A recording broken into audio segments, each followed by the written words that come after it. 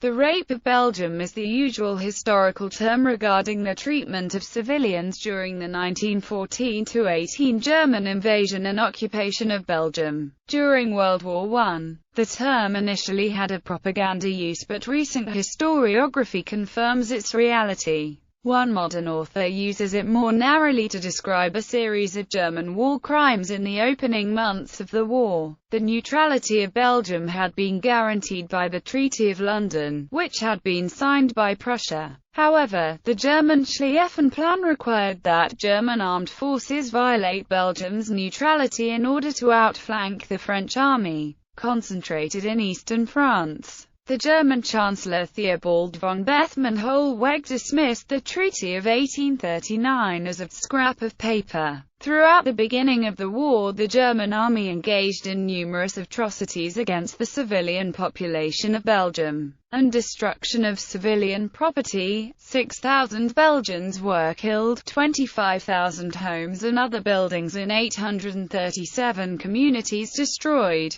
1.5 million Belgians fled from the invading German army. Just how many Belgians were still on the run within their own country is not known. Estimates vary between another 500,000 and even up to 1.5 million. War crimes. In some places, particularly Liege, Andenne and Leuven, but firstly Dinant, there is evidence that the violence against civilians was premeditated. However, in Dinant, the German army believed the inhabitants were as dangerous as the French soldiers themselves. German troops, afraid of Belgian guerrilla fighters, or Franks tiers, burned homes and executed civilians throughout eastern and central Belgium, including Aarschot, Andenne, Tamans, and Dinant. The victims included women and children. On August 25, 1914, the German army ravaged the city of Leuven, deliberately burning the university's library of 300,000 medieval books and manuscripts with gasoline, killing 248 residents, and expelling the entire population of 10,000.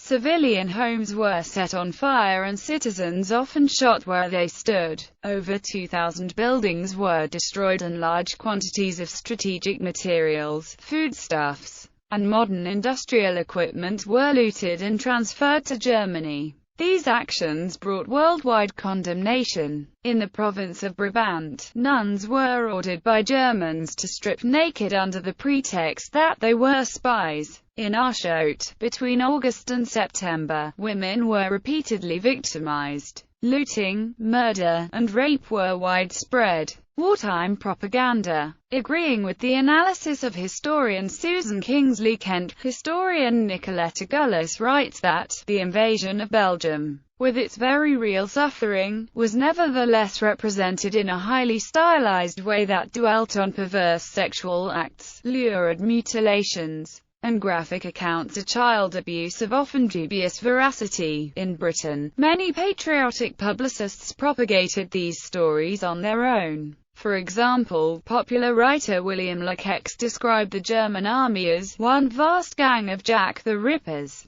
and described in graphic detail events such as a governess hanged naked and mutilated, the bayoneting of a small baby, or the screams of dying women, raped and horribly mutilated by German soldiers, accusing them of cutting off the hands, feet, or breasts of their victims. Gullis argues that British propagandists were eager to move as quickly as possible from an explanation of the war that focused on the murder of an Austrian archduke and his wife by Serbian nationalists to the morally unambiguous question of the invasion of neutral Belgium. In support of her thesis, she quotes from two letters of Lord Bryce. In the first letter Bryce writes, "There must be something fatally wrong with our so-called civilization for this Sir B. Ian cause so frightful a calamity has descended on all Europe." In a subsequent letter Bryce writes, "The one thing we have to comfort us in this war is that we are all absolutely convinced of the justice of the cause,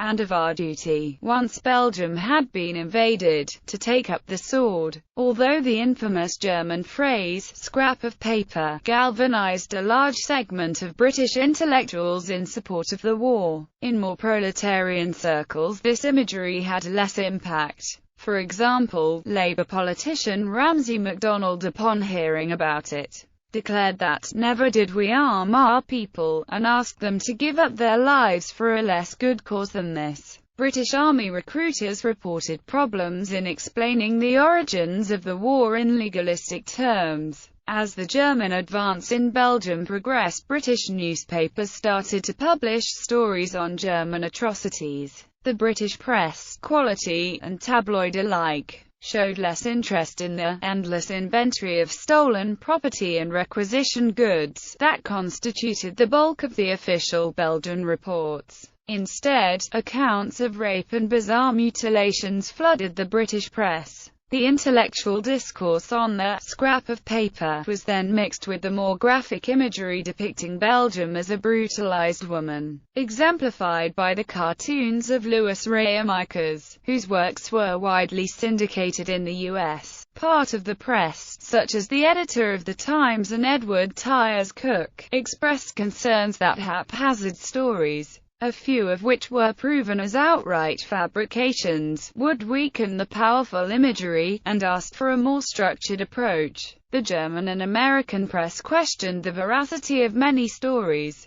and the fact that the British Press Bureau did not censor the stories put the British government in a delicate position. The Bryce Committee was eventually appointed in December 1914 to investigate. Bryce was considered highly suitable to lead the effort because of his pre-war pro-German attitudes and his good reputation in the United States, where he had served as Britain's ambassador, as well as his legal expertise. The Commission's investigative efforts were, however, limited to previously recorded testimonies. Gullis argues that the Commission was in essence called upon to conduct a mock inquiry that would substitute the good name of Lord Bryce for the thousands of missing names of the anonymous victims whose stories appeared in the pages of the report. The Commission published its report in May 1915. Charles Masterman, the director of the British War Propaganda Bureau, wrote to Bryce, "Your report has swept America. As you probably know, even the most skeptical declare themselves converted, just because it is signed by you, translated in 10 languages by June." The report was the basis for much subsequent wartime propaganda and was used as a sourcebook for many other publications, ensuring that the atrocities became a leitmotif of the war's propaganda up to the final "Hang the Kaiser" campaign. For example, in 1917 Arnold J. Toynbee published The German Terror in Belgium, which emphasized the most graphic accounts of authentic German sexual depravity, such as, in the marketplace, a Gembloux, a Belgian dispatch rider saw the body of a woman pinned to the door of a house by a sword driven through her chest. The body was naked and the breasts had been cut off. Much of the wartime publishing in Britain was in fact aimed at attracting American support. A 1929 article in The Nation asserted, in 1916 the Allies were putting forth every possible atrocity story to win neutral sympathy and American support. We were fed every day stories of Belgian children whose hands were cut off, the Canadian soldier who was crucified to a band, or the nurses whose breasts were cut off. The German habit of distilling glycerine and fat from their dead in order to obtain lubricants, and all the rest. The Fourth Liberty Bond drive of 1918 employed a "Remember Belgium" poster depicting the silhouette of a young Belgian girl being dragged by a German soldier on the background of a burning village. Historian Kimberly Jensen interprets this imagery as, "They are alone in the night, and rape seems imminent." The poster demonstrates that leaders drew on the American public's knowledge of and assumptions about the use of rape in the German invasion of Belgium. In his book Roosevelt and Hitler, Robert E. Hertzstein stated that the Germans could not seem to find a way to counteract powerful British propaganda about the Rape of Belgium and other alleged atrocities. About the legacy of the propaganda, Gullis commented that one of the tragedies of the British effort to manufacture truth is the way authentic suffering was rendered suspect by fabricated tales.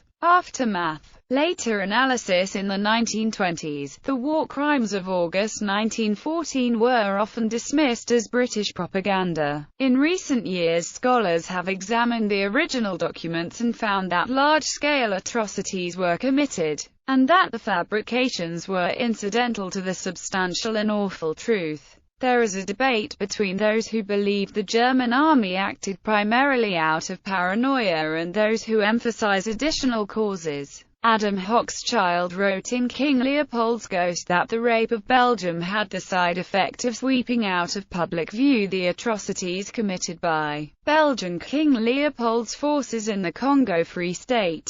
An international campaign had been mounted against abuses in the Congo from 1900 to 1908, until the Belgian government took over the colony from Leopold and ended them. With Belgians now the victims, few on the Allied side wished to bring up the atrocities committed in King Leopold's colony, where some of the more fanciful crimes alleged against the Germans, such as chopping off children's hands and feet, had actually been perpetrated. According to Larry Zuckerman, the German occupation far exceeded the constraints international law imposed on an occupying power. A heavy-handed German military administration sought to regulate every detail of daily life, both on a personal level with travel restraints and collective punishment, and on the economic level by harnessing the Belgian industry to German advantage and by levying repetitive massive indemnities on the Belgian provinces.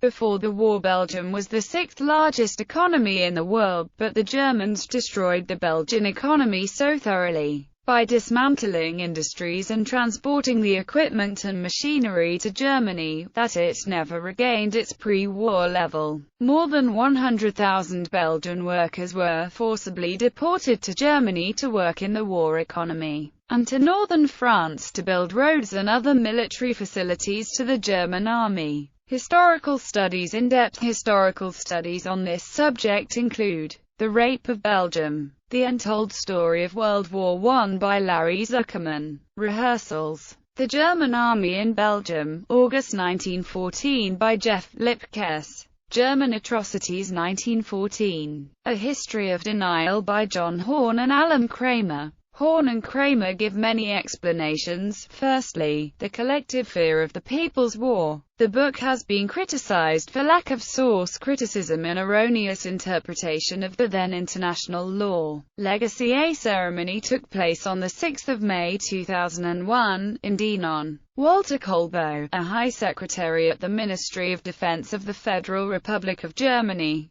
placed a wreath and bowed before a monument to the victims bearing the inscription, "To the 674 Dinantais martyrs, innocent victims of German barbarism."